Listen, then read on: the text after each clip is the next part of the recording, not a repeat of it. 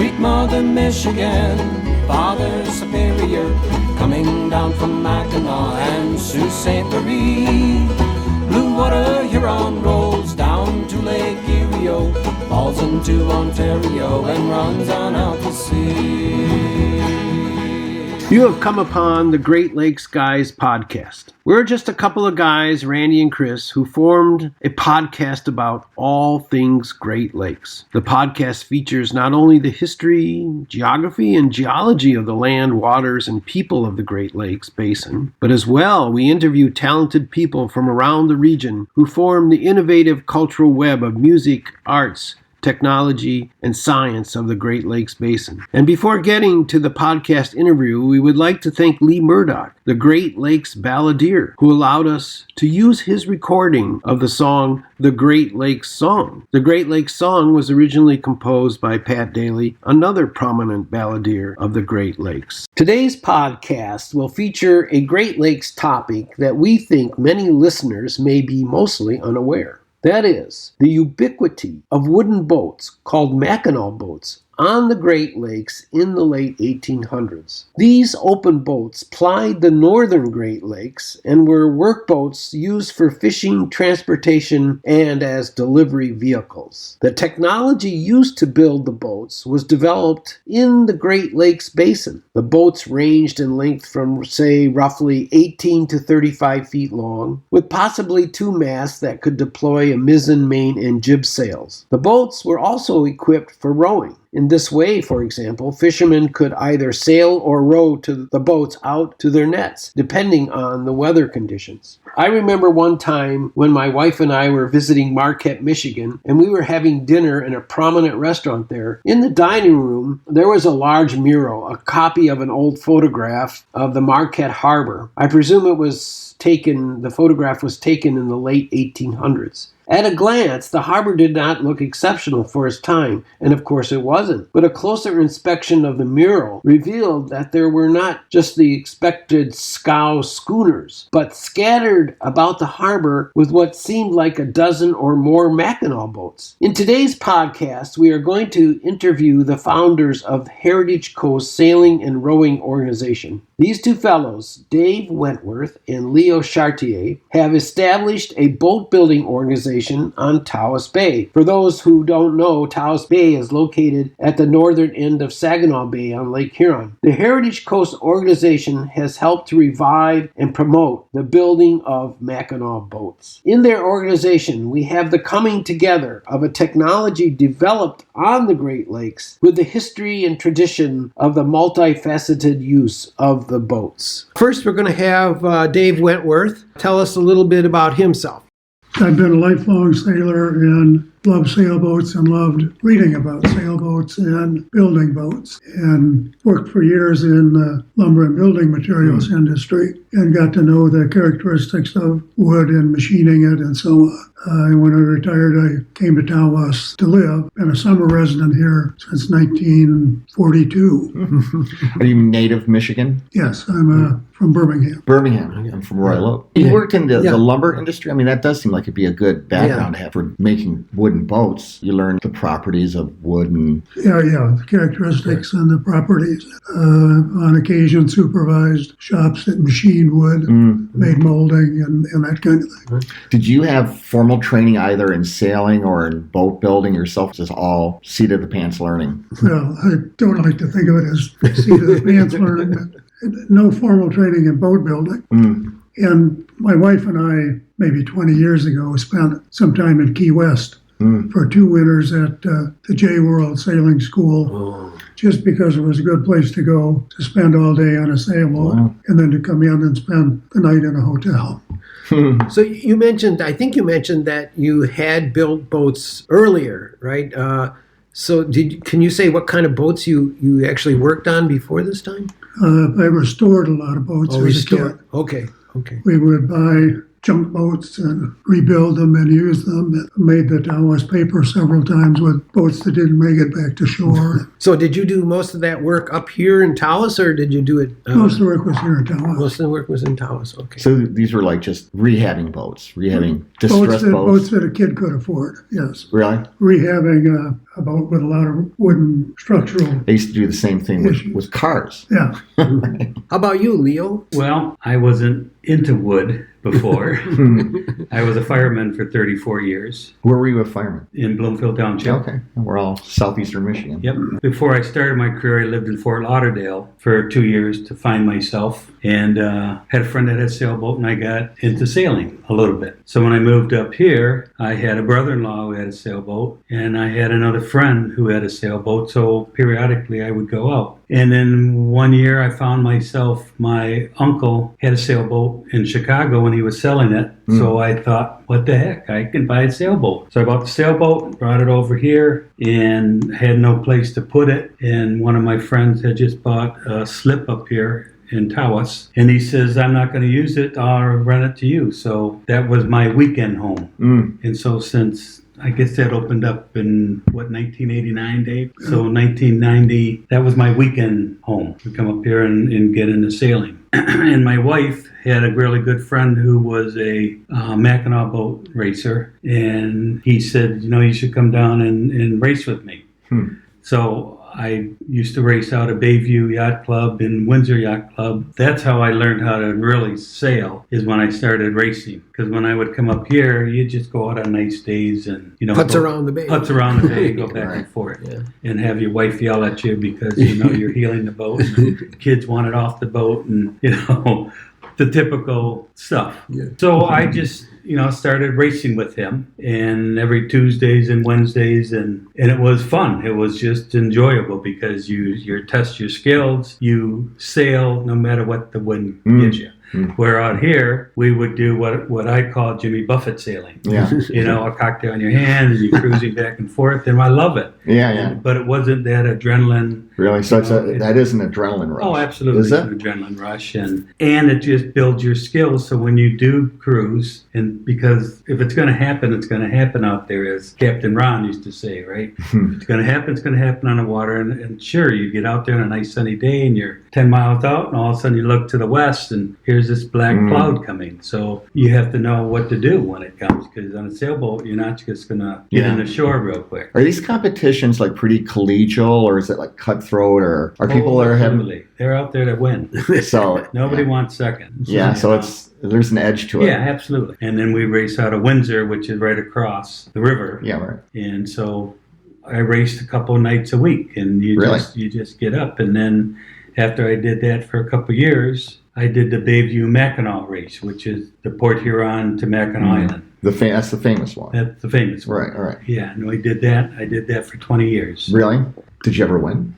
Yeah, I won twice. You're kidding. And I came in second once, and I came in third twice. How many? So I've got 5 flags. How many contestants or how many boats are in this? When I started racing, there were 300 boats. In the last couple of years, it was down to 200 boats. The sport is really a dying sport. Why is that, do you think? I don't know. I think it's money. I think that when it started, the boats were family boats. Yeah. And that's, I guess, if my memory serves me correct, that's how the race got started, right? Dave, just to get people up and out and get them up to Mackinac, and then from there they would spend weeks to come back.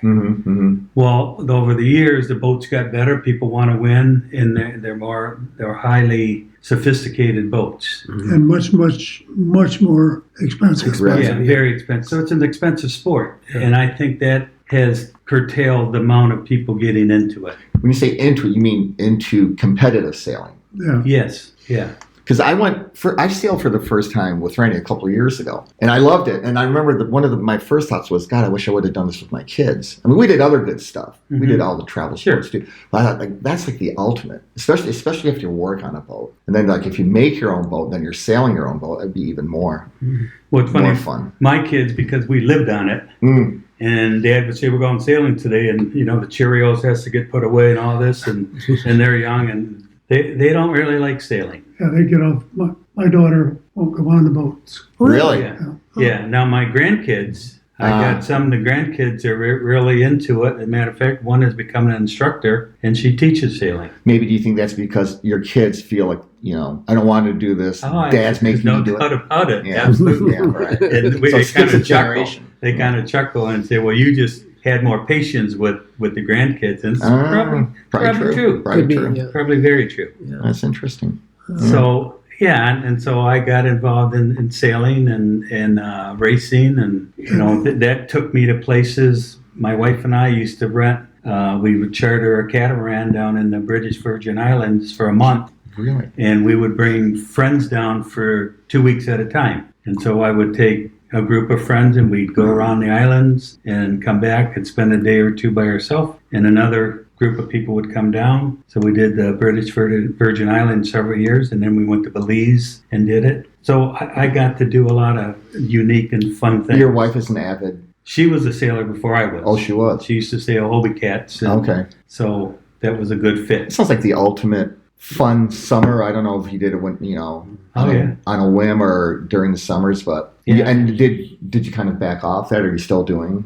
I backed way off. And every summer after the Mackinac, or even before the Mackinac race, I would go and sail up to northern Michigan and go over to Canada I'd go to Les Cheneaux Islands first, and then going across to my mind's going, what's the islands called over there in Canada? On the Manitoulin. Manitoulin North Island. Channel. Yeah, North Channel. And yeah. we would spend 2 Wow. weeks over there and then come back. I only had 2 weeks vacation, so we'd have to do that. Manitoulin Island is a central geographic location in the development of Mackinac boats. Oh, really? Yeah. And so we'd spend, that sailing was our fun. That's what we did. Like I said, in the wintertime, we would charter a boat down in the islands and do more sailing. And then come back, and then I would go on races. I did races down in Tampa, and wherever we could get a ride, we would. So jump on a you've boat. logged a lot of hours. Yeah, and it was a lot of fun. And I'll kind of get in it. And so wintertime would come, and Dave and I and two other guys would meet at the coffee shop once a week and talk about sailing and fixing the world's problems, right? Mm-hmm. And that's how sort of your organization started in a way, Exactly. right? So would you- 2010. yeah. So would you like to just talk about that then? Well, I'll get it going because it was Dave had a background in lumber, and it's interesting, because he knows all about lumber. I was a fireman. I was a builder, so I knew 2x4s and 2x6s. But he comes in one day and says, "How would you guys like to build a boat?" Well, we all looked at each other and said, "Sure, why not?" That's the first time you thought about building a boat. I didn't have any inclination. Because to me, that sounds like, how'd you like to build a nuclear reactor? I there was nothing I wanted to do about building a boat. I had to work on my own boats. Yeah. One Building a of boat. the guys was one of the builders is a Yeah. retired nuclear engineer. Is that right? Oh, yeah. So And funny. that was an option. So that's kind of, we all looked at each other and said, "Sure, what do we need to do?" And Dave already had, well, I got this guy and I got this going and this is what we do. And it just kind of, the ball was rolling down the hill. You had experience building boats before? Is Just redoing restoring. them. Yeah, I see. But how did you get that idea? Like, we want to build a brand new boat. Was there an idea before that We talked about building a boat, and none of us were comfortable with building a complicated boat from scratch. Yeah. And simultaneously, Federal Highway Department and MDOT and local organizations from Aranet County up to Mackinac were working on the Heritage Route, which is a federal program that designates a highway, and in our case, it was US 23, as a heritage route, and there are 4 or 5 of them throughout the country. So we thought we would try and help them in the limited way that we could and build a historic boat, because the real highway here historically was the Blue Highway. Was the lake. Was the lake, yeah. Mm-hmm. So do you remember when they actually put in US 23? Because before that, you had to take a boat. Or 1832, I think. That's from memory. Yeah. Before my time. Yeah. We were looking for a vessel that was historic. Nelson Zimmer, University of Michigan, naval architect graduate, designed for Seaway Federal Savings and Loan Association in Detroit, a Mackinac boat, keying on the fact that that was a representative boat of the Great Lakes. This was for a company that was just looking for some kind of marketing or... They put it in their lobby. Oh, okay. So Nelson designed this boat, and That boat is now in the Michigan Maritime Museum in South Haven, isn't it? South Haven. Is it? Oh. So Nelson designed this boat that is 18-footer. But it was a Mackinac boat. Yes. Yes. Okay. Typical Mackinac Yeah. boats were 25 to 35 Yeah. feet in length, and the way that they measured them was didn't include the bowsprit Yeah. and so on. So they were a little bigger than that the way we measure them. So we looked at those plans and said, geez, we can't possibly build this thing. It's so intricate because we didn't have shops. We'd be working in 5 different garages. And so we looked in a catalog in Wooden Boat and saw that a company in Blue Hill, Maine made kits. So we called Hughes and Company in Blue Hill and asked them if they would make us a Nelson Zimmer Mackinac boat kit. And a very nice man there named Gardner Pickering said, well, we'd love to do that. Do you have digital plans? And we said, what's a digital plan? What year was this? 2010. Okay. Yeah, you said that. And we said, no, but he said, well, I think I know somebody that can take your plan and make it digital. And that was a man named Alec Jordan, whose working niche was taking digital designs for boats and making kits. There's a famous Scottish boat designer named Ian Uhtred, who probably has designed 50 or 60 boats, and Alec had designed kits for 35 of them. So he's really good at it. Yeah. And Hughes and Company liked him. We had a little difficulty with Alec, but so I called Alec, and he said, I'd love to. Do you have a digital design? And I said, no. Who do you know? Somebody that can take our line drawing and make a digital design. And he said, call Richard Pierce, who was a retired boat designer, boat builder. Richard had a wonderful eye. He could see something and copy it. In 3 dimensions. Yeah. Yeah. So his little boat building don't tell Richard I said a little boat building company. His boat building company made model super tankers. They were maybe 35 or 40 feet long for use in harbor models. So they could figure turning radiuses and check what happened with winds, that kind of thing. And his son carries that on today. In Scotland. Well, Richard's in England. Oh, that's So right. now he lives in Scotland. It can't keep track of those Brits. Well, they all have the same queen. I think I talked to Richard one time, and he said his son built a model for the catamaran World Cup boats or something like that. Or Dubai or... Oh, Really? yeah. So they could test it out. Okay. So Richard took Nelson Zimmer's design, and Richard had all of the computer programs that you needed to do that, and fed it in and created a 3-dimensional computer model, Nelson Zimmer's Mackinac boat, and then converted it to his proposed method of construction. And Richard had built a half a dozen boats for UK Outward Bound Group. And they were a strip plank boat, just like our boat, Indigenous. 2 layers of 10-ounce fiberglass on the inside and the outside of a cedar core. So at any rate, then he loaded it all into this computer system, and it said, this boat won't work, because his method made the boat substantially lighter. So our boat would have floated like a cork and wouldn't have been able to carry sail. And one of the ways around that would be to load it with ballast. But Richard thought that and we wanted it to be able to row.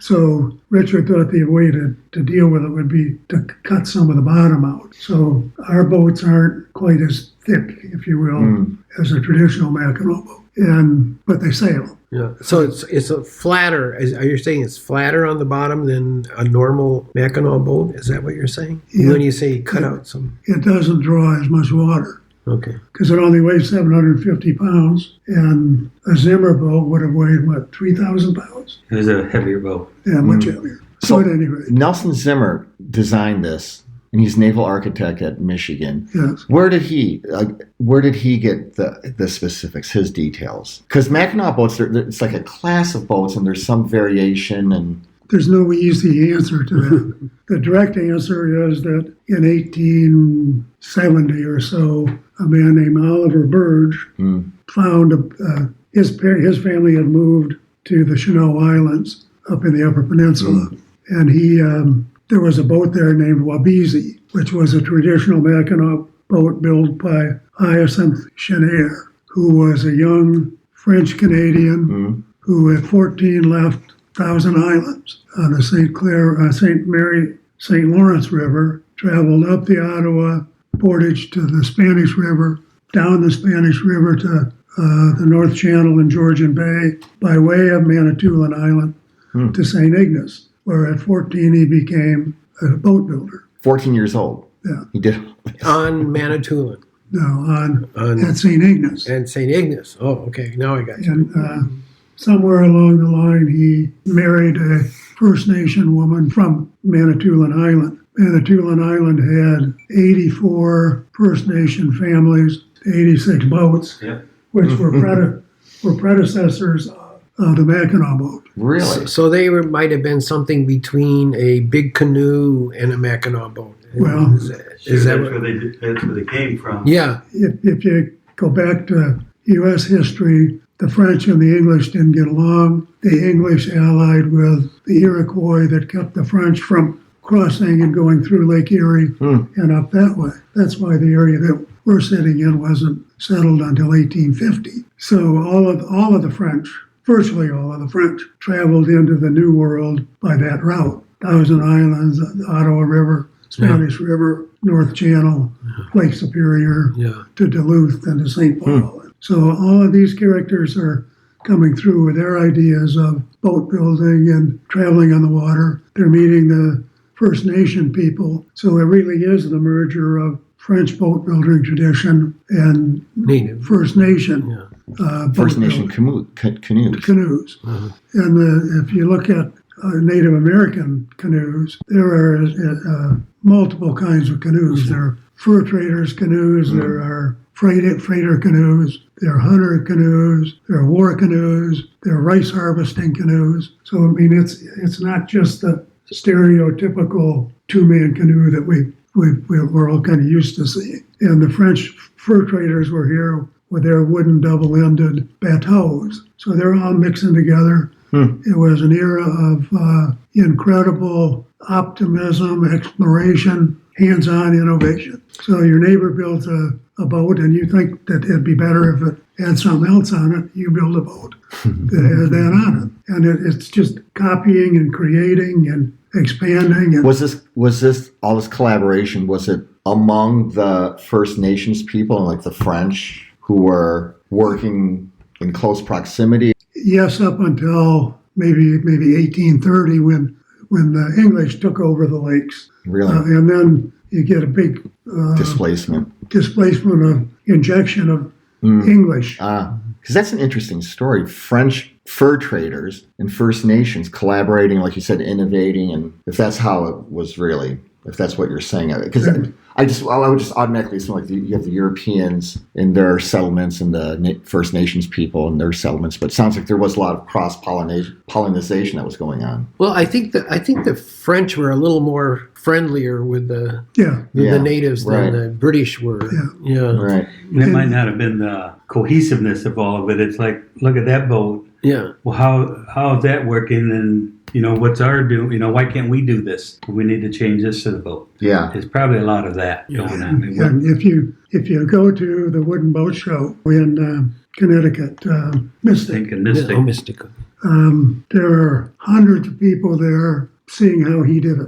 Really? Oh, I see. Yeah. It's interesting. Everybody's looking to see, okay, what little thing they did. what can I tweak on this to make this work? Not necessarily going to you and saying, Yeah, right. can I borrow this, idea? No, I'm just going to look at it and see what I can do. But we kind of lost our track here with Richard Pierce. Richard took Nelson Zimmer's design, modified it so that it became an entirely different design, and did it digitally. He gave this digital design to Alex, who took it and made a 17-sheet, I think it was 7. Yeah, a CAD cut sheet. A CAD cut sheet of all of the parts in a lapstrake Mackinac boat. Lapstrake. Can you explain to the audience what a lapstrake boat is? The sides of a lapstrake boat look like the sides of a house siding. the board above overlaps the board below. Clapboard houses. Like that. Clever. Yes. So now let's talk a little bit about modern construction techniques. How does the fact that we have these fantastic epoxies and nowadays, how does that figure into making the boat a better boat, say, than it used to be? Well, the epoxies are much stronger. Yeah. When you epoxy pieces of wood together, and if you were to screw those woods together, the epoxy is going to hold. If you go to bend it or break it, that's not going to break at the epoxy joint. It's going to break in the wood somewhere. It's just much stronger, so it's easier to use. The Wabezi and the Northern Cross, Which are two of the lap strike Mackinac boats Yeah. that we built, have 3 screws in them. Really? 3 screws that are structural. So it's Now we may So- screw it together to hold the epoxy because you can't get a clamp around. But then as soon as that epoxy Take the dries, screw we out. take that screw out and then plug the So hole. just for setting. It's just The for setting. 3 screws that are left in were for that purpose, that held the keel on, and we just left them in. But you didn't need to. So you can have a boat that's completely All resin. epoxy. Yeah. Yes. So have you ever had a failure in the epoxy? I'm trying to think where we had a failure, but it wasn't the epoxy again, or it was a bad epoxy job. Yeah. If you don't put it on correctly, it can come loose. We But have, you're going to know it right away. we have a Penobscot 14, which is a little boat, a Yeah. 14-foot rowing boat, and there was an epoxy failure in that. We think that was, we finished a boat for a widow. She gave us the boat and we finished it. Yeah. And we think that her deceased husband in that one spot didn't do it correctly. So do you know anything, a little bit about the history of the Goujon family and how they developed these epoxies? Do you know anything? That would be a wonderful podcast for you. Okay. Is epoxy itself, is it buoyant? Does it just free float if you throw a sheet of it in water? I think it probably I float. think it don't would. know. I think it would. Lightweight, strong. Very strong. And again, you add additives to it. You add fiberglass. It's just like your Corvette running down the road. Yeah, right. It's basically the same thing. Right. But probably better nowadays. Oh, I would think it's much better. Much better. Yeah. We had one piece fail because we learn as you go. The epoxy doesn't have UV protection in it. So we were in a rush one year and we made up some blocks for our oar locks and set it out at some function. We were there for a week and came back and they'd all expanded and Really? opened up. But once you learn what you can do and what you can't do, I don't think we've ever had a problem. And for maintenance in the future, you sand it down, you epoxy over it again, and it's good to go. Easy to sand. Nothing's easy when you say Nothing's easy to stand on epoxy. It all depends on if they let you use the random overall sand. Yeah. So can you kind of give us an idea of the general process of constructing the boat? Like what do you start out with? Like how do you when do you put the planks on? How much do you have to sand? Well, I think we need to go back to when we started. What are we going to do? Oh, yeah. Dave said, well, we're going to need some money. Okay, we can get to that part. What do we need money for? Well, we got to buy this boat. We got to have it shipped here. And so, we all looked at each other and said, we want to do this. Yeah. And, Dave was the big person there, and we bought the kit. We got a place to build it, and we started building. Was it a garage or a warehouse? It was a big warehouse. Cold warehouse. Warehouse. The gentleman was kind enough to give it to us, and he put a wood burner in it. But we're talking 80 by 100, Yeah, at least. 150. That was a big building. Yeah, so a wood burner. Yeah, and it was cold in there. Yeah. But, we all got together and, again, we learned by mistakes. If you make a mistake, the good thing with epoxy, you can fix it. Yeah. So did the design come with some kind of step-by-step instructions on how to build it? Yes, but because it was the first one, there were some errors, and in his cutting, there were some errors because of maybe the translation from metric to US or whatever it was. There were some issues that we had. But And that's why Alec Jordan came to town. yes, because he wanted to help us build the boat so we could write the instructions. I see. Wow. And did he film things too, or was it just writing? No, he notes? just took pictures and I see. he took a lot of pictures. I remember standing up on the desk and stuff. But yeah, we built it, and when we had an issue, we'd go back and ask him, and we talk about, well, what do we need to do, and then what do they need to do for the design, Yeah, right. and what do they need to tell the person that's cutting the material to do. So you guys were like guinea pigs almost, or beta testers. Absolutely. That's And we right. wanted this to be a boat that anybody with some basic woodworking skills could buy the kit and build it. How long does it take? Or how many people? What do we have? One gentleman from St. Louis has done it, and he's basically Jim done it Pike. himself. And then we've had our group where we've had up to 12 people working. And it's taken Jim 3 years. Yeah. Yeah. So has the design that these people use, that the customers use, builders use, is it settled down? Is it like a stable design, or does it get modified as time It's goes by? pretty stable. It's It's been stable. stable. When that gentleman bought his kit, he called Dave, and we would get together and talk about how we did this or how we did that, send him some pictures. He even came up Twice. and wanted Right. to see, because looking at it Yeah, for sure. helps better than just getting a picture and talking over the phone. But he's built it, and and it takes us, I think, about 1,000 man hours to 1,500 man hours to do it. So how did Richard Pierce enter the picture while you were, or did he not enter the picture while you were building the boat? Did he come in and He look at? came. Richard's a very precise character, and he wanted to be sure that we had built the boat correctly and rigged it properly. It was sitting in this warehouse, and Richard and I went down to look at it the afternoon that he got here, and he got a folding chair, and he went and sat down on the bow quarter, both bow quarters and both stern quarters, stared at the boat from each of those positions for about 15 minutes, and got up and said, the stern's wrong. And there are stations that you build around that give Yeah. the boat shape. And the stations from midship forward go forward of the station line, and the molds Yeah. after that go after the line. Well, we had put them all the same way. So the back half of the boat was off Couple inches. 7/16 of an inch in lateral distance, and maybe a 32nd or a quarter on the outside dimensions. And he just looked at it and said, you guys are wrong. Because of that difference, because of Yeah, that precise. yeah. Wow. That's why I mentioned he had an eye that Yeah, you could see 7/16 of an inch, or you just saw that. You just saw that it wasn't perfect. That wasn't his shape. Yeah. Yeah. Ah. So there's also, looking at the boat, the rigging is quite, a bit unusual compared to today's standards of rigging a sailboat. So there must have been some issues associated with that, getting the rigging. It was a gaff rig boat, right? Or that's not the proper it's a lug term? rig boat. Pardon? A lug rig. Lug rig boat. Okay. It has a yard arm and a boom. Okay. So did that present any problems in trying to figure out how to do that?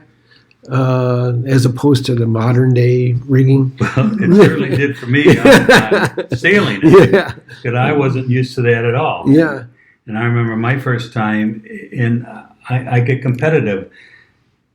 When we're out there, even with my wife and the kids, if there's two boats out there, you're racing. I don't care what anybody tells you, you're racing. Right. They might say, no, we're just on a cruise. Trust me, we're racing.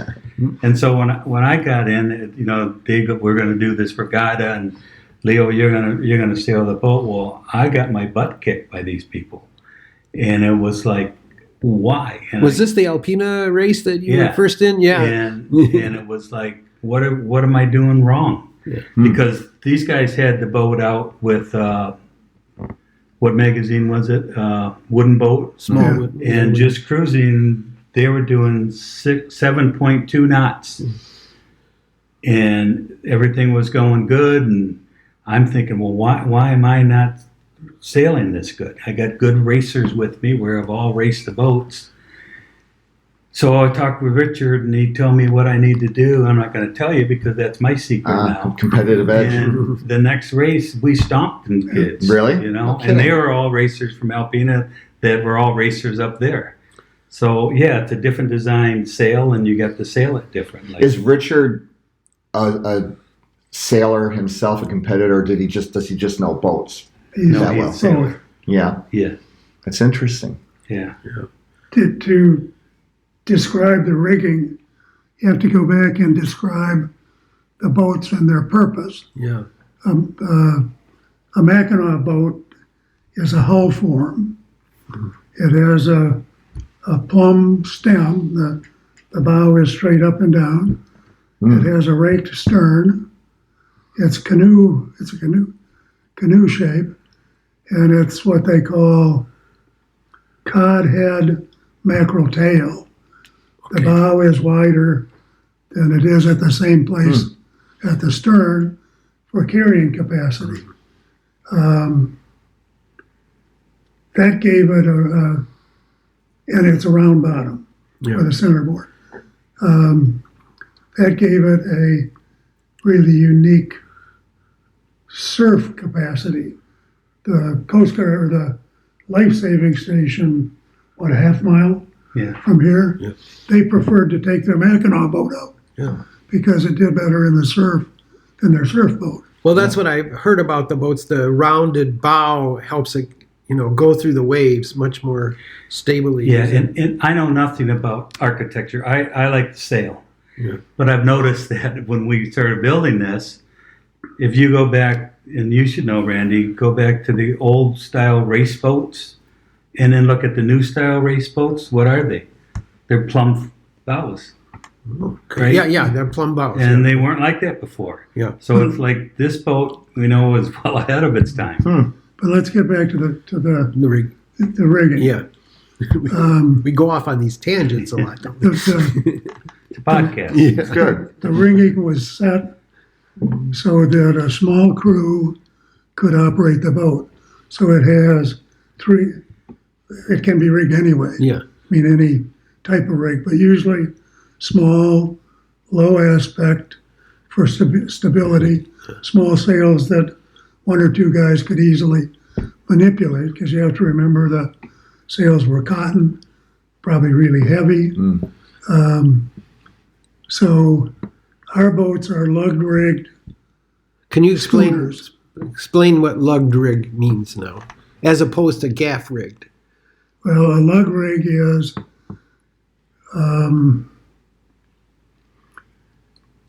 the top of the sail is almost as long as the bottom. Oh. And it's raised with a yard arm to the top of a fairly short mast. Yeah. Raising the yard arm pulls the sail up and raises the boom, the solid piece at the bottom of the sail. Gaff rig, and the yard arm is independent from the mast. Yes. Okay. On a gaff rig, it looks very similar, but the end of the yard arm, which is now called a gaff, is attached to the mast. I see. Well, the amazing thing is, I'm amazed that boat can go 7 knots with such a low aspect ratio, aspect sail. And it weighs rig. 750 Pound, yes, and that thing moves through the water. And What was the speed? You said? over 7 knots, right? 7.1. Yeah, that's yeah. the one. How fast could 6 rowers move that boat? 4. 4 knots? That would be good rowers. Yeah. Yeah. So there's something about that rigging that's really, it catches a lot of wind. It just, I don't know how it, maybe it's like you say, maybe it has to do with the bow, the way it cuts through the water. And you got 3 sails. Yeah, 3 sails, that's true, yeah. The other part of of the development of our version of the Mackinac boat was there's an organization called Scottish Coastal Rowing, which has a Ian Oughtred skiff called the St. Iles skiff, which is pretty similar in size to our Mackinac boat.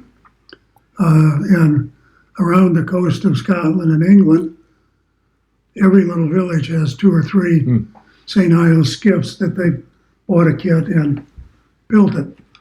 And they have competitions, and it's interesting that most of those rowers are women. Really? More than half of the competitors are women. Why do you think that is?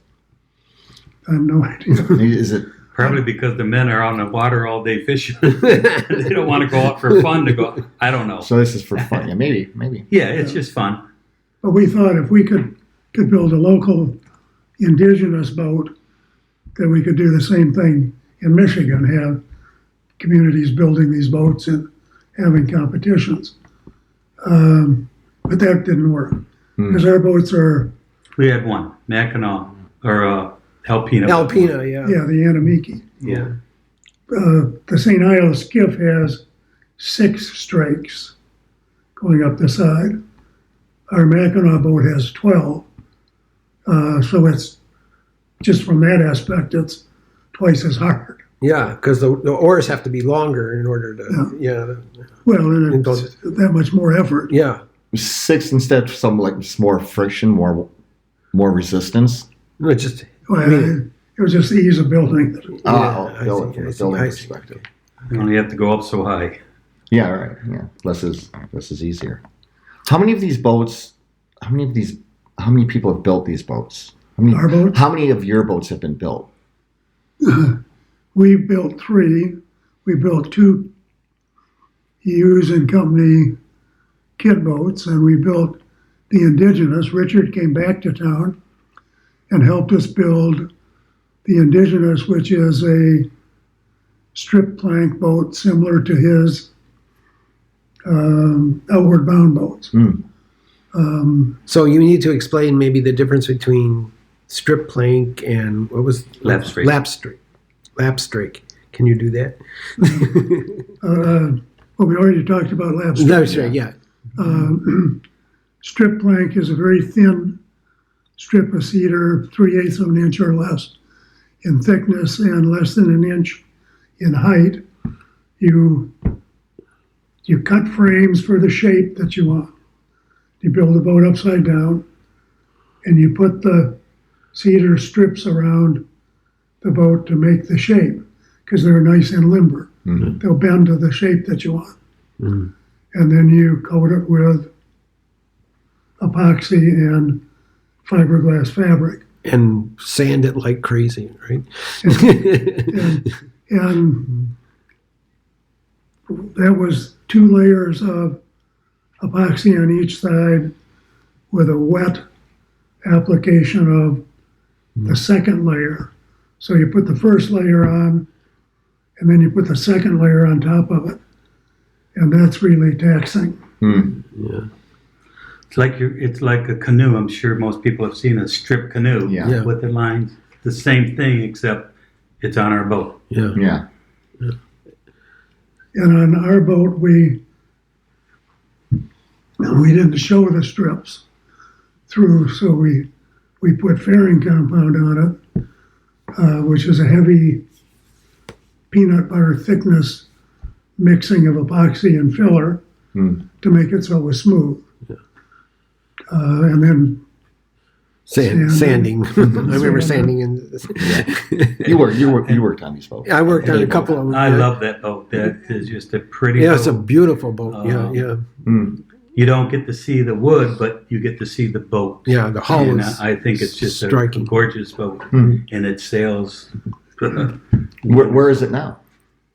Right now it's in its winter cave, all covered up. Here in town. shrink Yes, wrapped. yeah, we shrink wrap them all. Okay. Well, maybe we'll move on to like some of the other activities that your organization does. You know, like I think you have some kind of youth program, and maybe a little bit how you raise money during the winter. You know, or during the summer. Actually, you raise the money during the summer. I understand. So can you explain a little bit about Well, I that? think when Dave's idea of starting this was we're sailors, and we've noticed that there's a decline on sailors. The yacht club has problems, right, Randy? Absolutely, It's yeah. just, and when you look out here on the weekends, you would think that you'd need a traffic cop out, Right. But you don't. There's some weekends you're looking around, there's nobody out. So we wanted to get people involved. So that's why we started building this and tried to get boat builders to come out, even if you knew nothing about building. Randy was there, I was there, and to get involved. And then it was like, well, what can we do about getting sailors out? So we made our boats available that you could join our group and then take the boats out and sail them or roll them. And it's a tough nut to crack, but we're still plugging away. And then we said, well, maybe we can do a sailing school. So we looked into what we need to do, and how many years have we been doing it now? 5, 6 years? Last year was our sixth. Was that 6 Our years 6 already? years of Oh, doing wow. a sailing school. Yeah. And, like everything else, it's a learning process. What do we need to do? You got to get an instructor. They got to be certified, and then you got to get boats, right?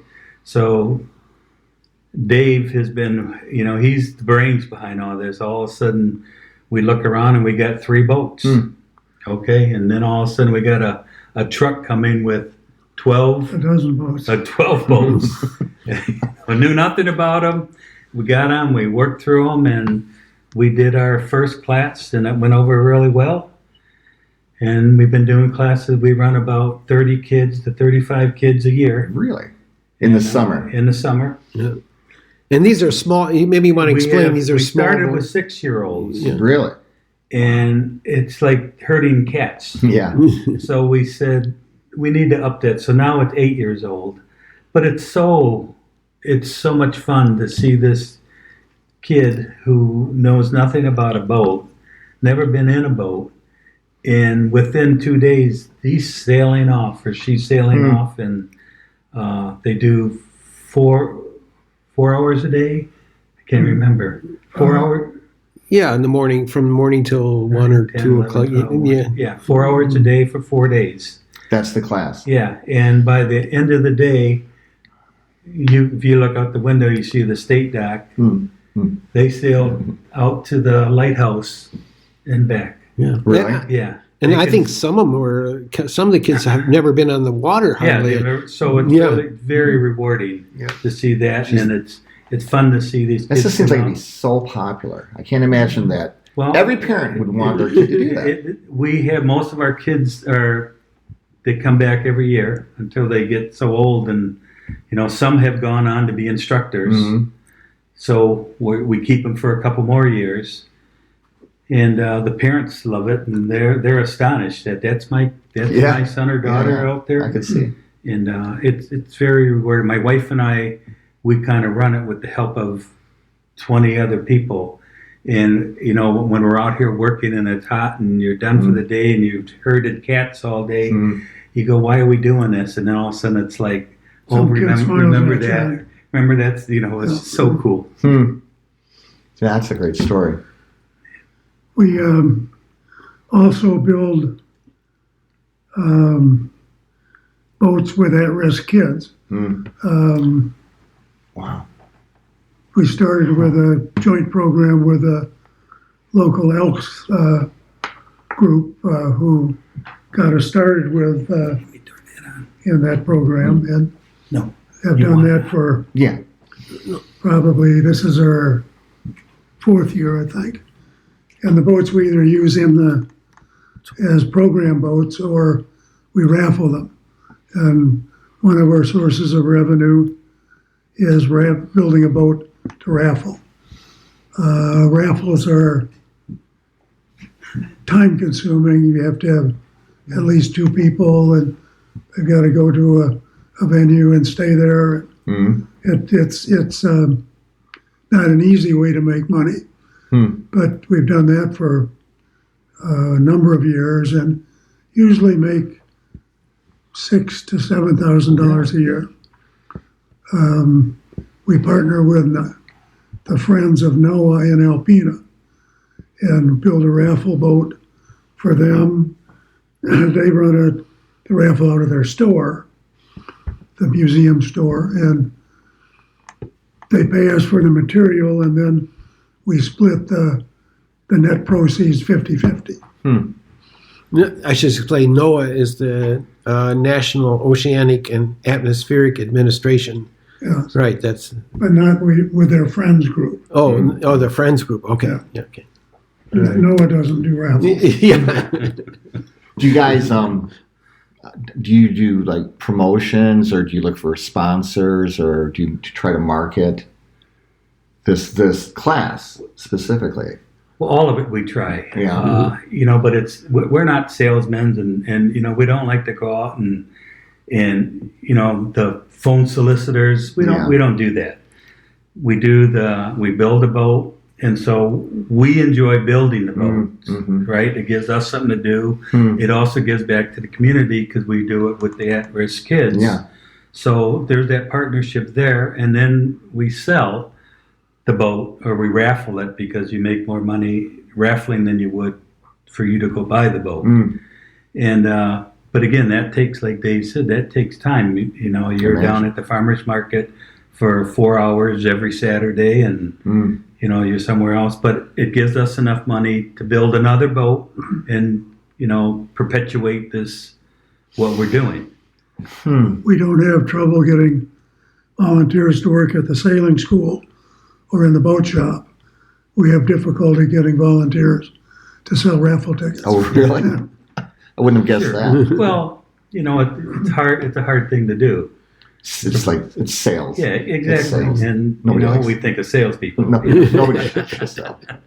How is the class size? Is it pretty stable, or is it up and down? It's between 30 and 35 for our sailing schools.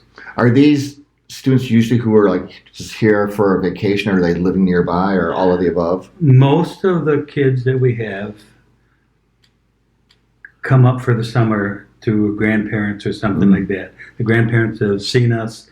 We run an ad at the newspapers, and we put posters in some of the buildings downtown. And once in a while, we'll do an ad at the movie theater. And somebody will see it and say, well, I'd like to do that, or send my kids. It's funny that one year I had a young kid, and in talking, I always like, where are you from? And he said, well, I live in Bermuda. Oh, I'm thinking, well, you must be a sailor. And I said, what does your father do? He works for the America's Cup. So maybe you should be teaching the class, Super, and these kids are from all over. We've had them from Texas, South Carolina, North Carolina, and again, they come up, visit their grandparents, and then they come back again. I bet. So we have a couple locals, and we usually give 1 or 2 scholarships a year to somebody who can't afford it. We'll pay for them and let them come do the class. I mean, I'm guessing that when a student completes the course, like, they loved it. It's like it's probably like one of the best memories of their childhood. I mean, do you get that I'll sense? give you an example. Last year we had this gentleman, this young kid, and he was doing all right, but he was a little timid. So my wife is really good about keeping that one back and doing things with him in the boat, but on shore, because we make him go in the boat. It's like, you're here to sail. We're not going to hurt anybody. Right. But sometimes you got to give him that little push. And all of a sudden he was doing pretty good. And we said, well, we make them jump into the water. And the purpose is because the boat may tip over, and then we want to know that they're not going to be, screaming and afraid, panicking and to get their face wet. Yeah.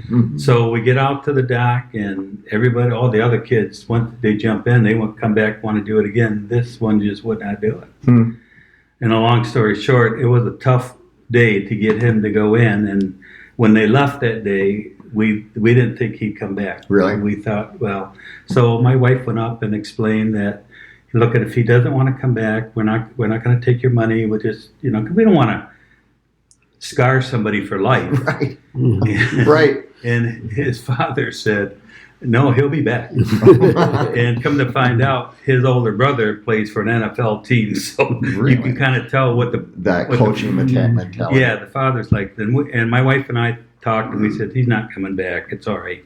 The next morning we came, and he came. And he came up to us and said, Mr. Chartier, he said, I want to sail today. Really?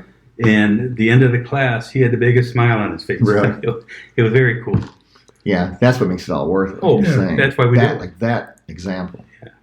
All right, we'd like to thank our guests, Dave Wentworth and Leo Chartier, the founding members of the Heritage Coast Sailing and Rowing Organization. They're a great example of how people around this basin are trying to preserve the heritage and older technology of the Great Lakes, and at the same time they're trying to transfer some of this knowledge down to the youth of the region. And at the same time they're also helping troubled youth to get a better footing in their lives. Anyway, we'd like to thank them again, and we'll see you next time. If you'd like to learn more about Heritage Coast Sailing and Rowing, check out their website and Facebook page by clicking on the links provided in the description. It's a freshwater highway coming down from Canada, and all along the coastline you can hear the people say, Sweet Mother Michigan,